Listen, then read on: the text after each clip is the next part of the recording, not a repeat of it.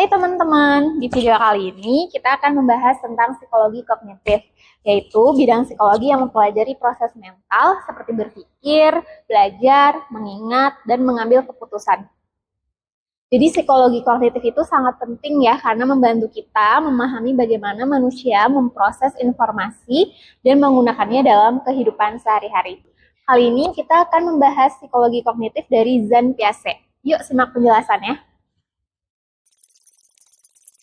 Pernah nggak sih kamu mikir, kenapa ya aku bisa lupa nama penyanyi, tapi ingat lagunya? Lupa, lupa, lupa, lupa, lupa lagi syairnya. Nah, itu semua akan dibahas dalam psikologi kognitif. Psikologi kognitif adalah cabang psikologi yang mempelajari bagaimana cara otak kita bekerja, mulai dari berpikir, mengingat, dan mengambil keputusan. Dulu, psikologi cuma fokus ke perilaku yang bisa diamati. Tapi di tahun 1950-an muncul revolusi kognitif. Para ilmuwan mulai tertarik pada proses mental di balik perilaku. Ulrich Neisser yang pertama kali memperkenalkan tentang psikologi kognitif pada tahun 1967.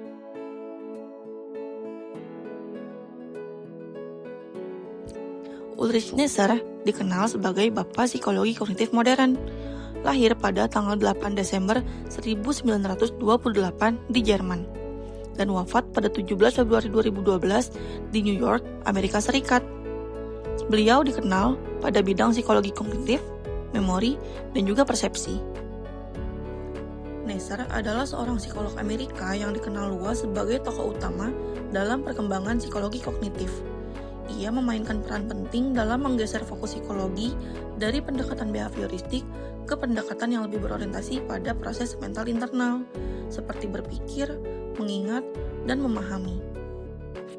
Pada tahun 1967, ia menerbitkan buku berjudul Cognitive Psychology, yang menjadi tonggak penting dan dianggap sebagai buku pertama yang memperkenalkan psikologi kognitif sebagai disiplin tersendiri. Dalam buku ini, Neisser menjelaskan bagaimana pikiran manusia memproses informasi yang kemudian menjadi dasar banyak penelitian di bidang psikologi, pendidikan, dan juga ilmu kognitif. Selain itu, ia juga dikenal atas pandangannya yang kritis terhadap pendekatan laboratorium yang terlalu sempit. Ia menekankan pentingnya kognisi dalam konteks kehidupan nyata, terutama dalam bidang memori dan juga persepsi. Kontribusi penting Neisser di dunia psikologi antara lain yang pertama adalah mempopulerkan psikologi kognitif sebagai cabang ilmiah. Yang kedua, melakukan penelitian tentang memori autobiografis dan memori kolektif, termasuk studi tentang bagaimana orang mengingat peristiwa besar. Dan yang ketiga adalah mengkritisi studi kognitif yang tidak mempertimbangkan konteks sosial dan juga lingkungan.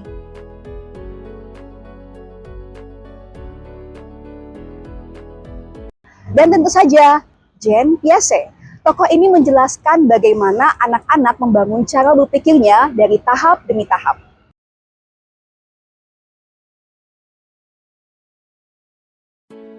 Jean Piaget adalah tokoh penting psikologi perkembangan dan teori kognitif anak.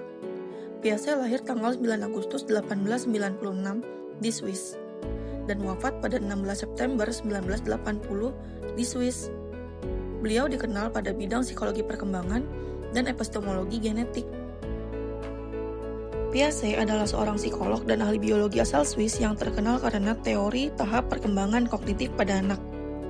Ia meyakini bahwa anak-anak bukanlah versi mini dari orang dewasa, melainkan memiliki cara berpikir yang unik dan berkembang seiring usia.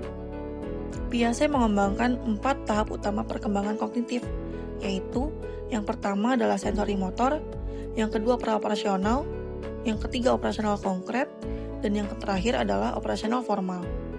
Menurut Piaget, anak membangun pengetahuan melalui interaksi aktif dengan lingkungan dan proses asimilasi serta akomodasi terhadap pengalaman baru.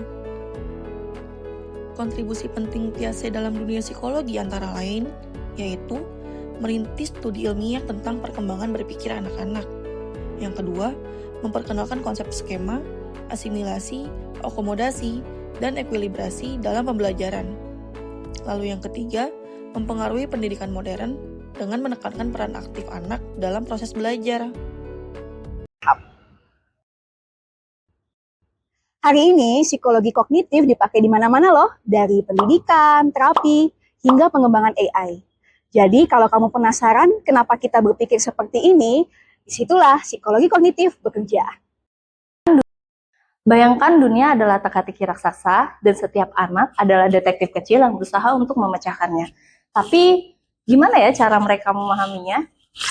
Inilah dunia menurut Jean Piaget, sang psikolog yang membuka pintu ke dalam pikiran anak-anak melalui sebuah konsep yang pertama, skema. Skema adalah pola pikir kerangka yang membentuk cara anak memahami dan menafsirkan dunia. Setiap pengalaman jadi satu bagian baru dalam folder mereka. Yang kedua, asimilasi. Saat si kecil melihat seekor kucing dan menyebutnya anjing, dia sedang mengasimilasinya, memasukkan hal baru ke dalam folder lama. Ya, kan keduanya punya bulu dan 4 kaki kan? Ketiga, akomodasi. Tapi ketika dia tahu suara meong bukan guk-guk, dia mulai mengubah foldernya. Inilah akomodasi. Proses mengubah struktur pikir untuk menyesuaikan kenyataan baru. Dan yang terakhir, ekuilibrasi. Saat keduanya seimbang, anak-anak mencapai ekuilibrasi. Titik keseimbangan pikiran yang mendorong mereka melangkah ke pemahaman yang lebih tinggi.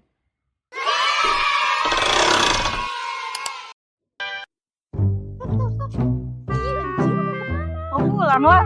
Pulang-pulang enak aja. Kenapa? Ya kan lu belum jelasin punya lu. Apaan? Jelasin konsep dan aplikasi teori Piaget. Oh, teori Piaget.